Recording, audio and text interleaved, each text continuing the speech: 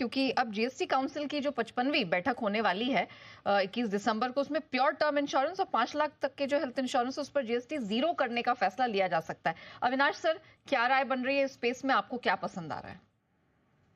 नहीं, बिल्कुल देखिए, अगर जीएसटी जीरो होता है तो डेफिनेटली कहीं ना कहीं इंडस्ट्री को थोड़ा सा और एक बूस्टअप मिलेगा। वैसे भी हमको लग रहा है कि जो चौथी तिमाही होती है इन कंपनीज के लिए एक बड़ी बम्पर का क्वार्टर मानी जाती है, और इंश्योरेंस बिजनेस काफी तेजी से चल रहा है। मुझे लग रहा है कि जो प्राइवेट सेक्टर में आईसीआईसीआई प्रू है, पब्लिक सेक्टर में एसबीआई लाइफ है, यहाँ पे नजर रखिए।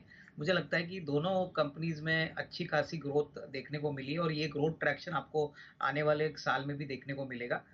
होपफुली अगर ये रेगुलेटरी चेंज होता है तो नॉट ओनली ये दो कंपनीज बट सारे इंश्योरेंस सेक्टर्स के लिए एक बूस्टअप मिलेगा। तो I think definitely long term के लिए आपके पोर्टफोलियो में इंश्योरेंस कंपनीज के स्टॉक्स होने चाहिए, बट आई थिंक ये ज्यादातर मैच्योर्ड सेक्टर में से आते हैं, तो यहाँ पे आपको पोर्टफोलियो के पॉइंट ऑफ व्यू से ही इनको एक्यूमुलेट करना है। स्टेडी रिटर्न्स और कैपिटल प्रिजर्वेशन के लिए ये काफी अच्छा स्पेस है।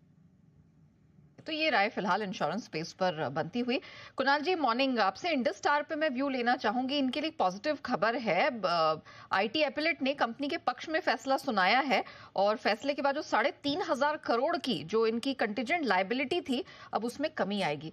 सर जरा बताइए, इंडस स्टार क्या राय बन रही है?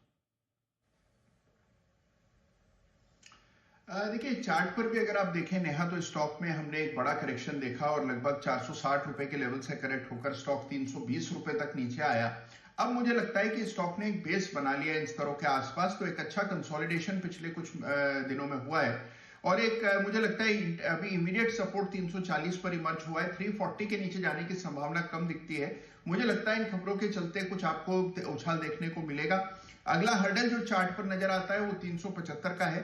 375 जैसे ही पार होगा तो इसमें एक पैटर्न भी बन जाएगा चार्ट पर, जिसका लक्ष्य कोई 400 का बनेगा। तो मेरी राय में 340 के स्टॉप लॉस से बिल्कुल बने रहना चाहिए जिनके पास पहले की खरीद है। आज खरीद करें तो एक पहला टारगेट 375 380 का रखें। 380 पार हो जाए तो फिर 400 तक के लेवल्स पे आते हुए दिखे। ओके, ये हमारी फेवरेट